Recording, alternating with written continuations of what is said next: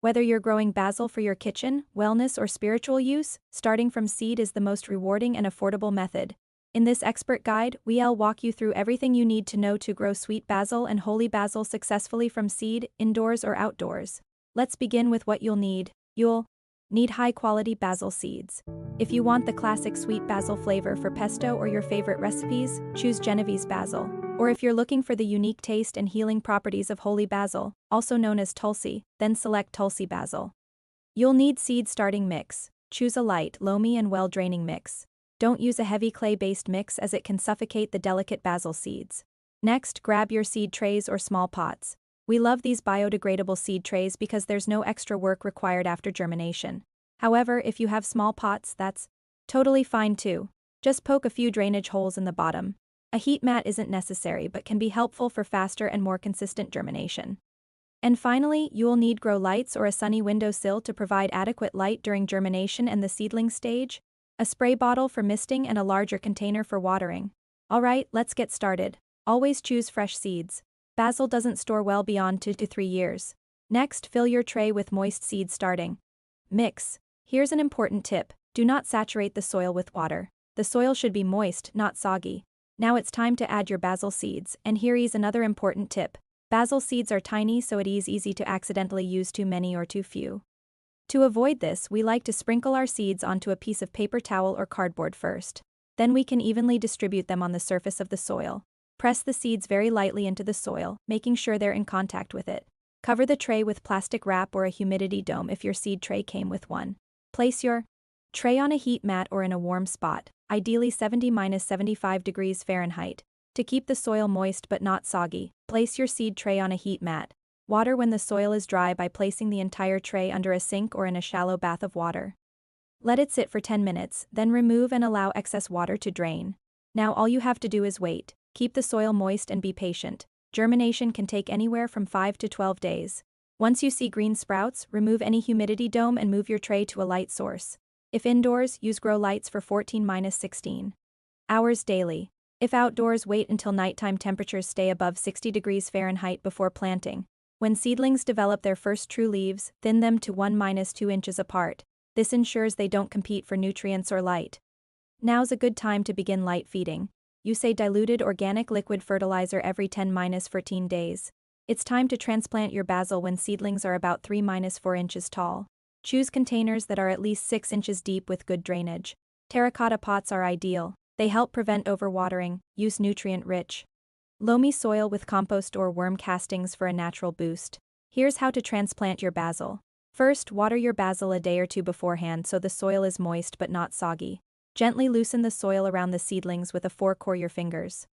Take a seedling and gently separate it from the others. Create a hole in the soil with your finger or a small trowel.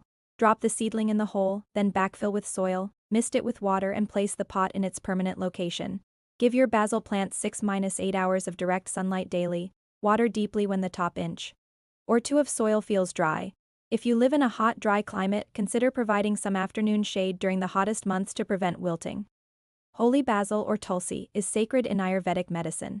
It grows similarly to sweet basil but prefers slightly warmer, more humid conditions.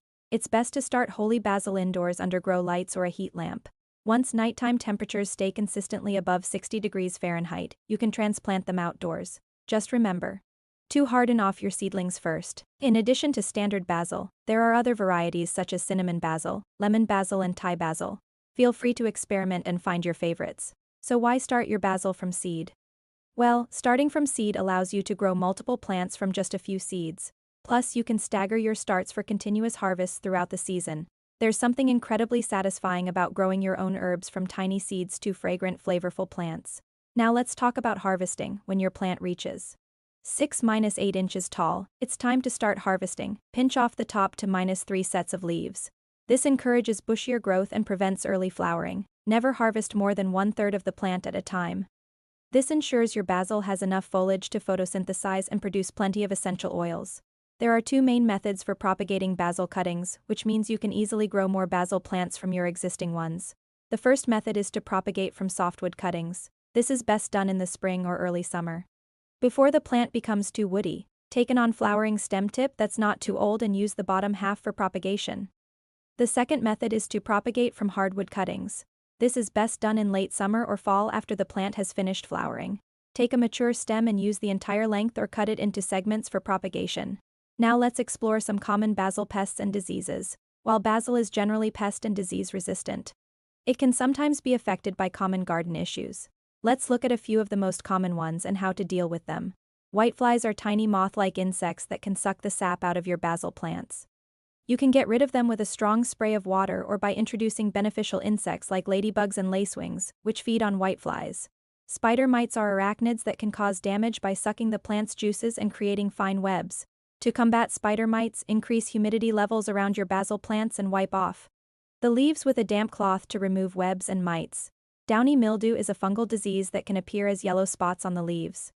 To prevent downy mildew, ensure your basil plants have adequate spacing for proper air circulation and avoid overhead watering, which can help keep the foliage dry. Powdery mildew is a fungal disease that appears as a white powdery substance on the leaves.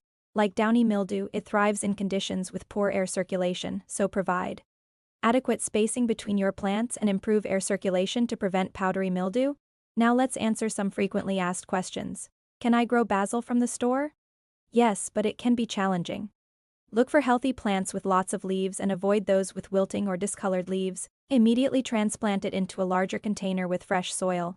Place it in an area with bright indirect light and water when the soil is dry to the touch. Be patient and consistent with care and you might just get lucky. How do I know if my basil is ready to harvest? Your basil is ready to harvest once it is about 6-8 inches tall and has several sets of leaves. It is best to harvest in the morning after the dew has dried but before the heat of the day. How often should I harvest my basil? You can harvest your basil as often as you like. Regular harvesting encourages bushier growth. Just remember to never take more than 1/3 of the plant at a time. Does basil grow back after cutting? Yes, basil will regrow after cutting. The cut stems will often produce new growth and the roots will continue to produce new shoots. Why is my basil plant leggy and wilted? This usually indicates that your basil plant isn't getting enough light. Move your plant to an area with brighter light and keep the soil evenly moist but not soggy. Can I grow basil in a greenhouse? Yes, basil grows well in a greenhouse. Just ensure it gets adequate light, good air circulation and consistent watering. What's the best way to store basil? Fresh is best. If you must store basil, place whole leaves in a plastic bag and refrigerate for up to 3 days. For longer storage, freeze whole leaves or chop them and freeze in ice cube trays with olive oil for future use in cooking. Can I grow basil year-round?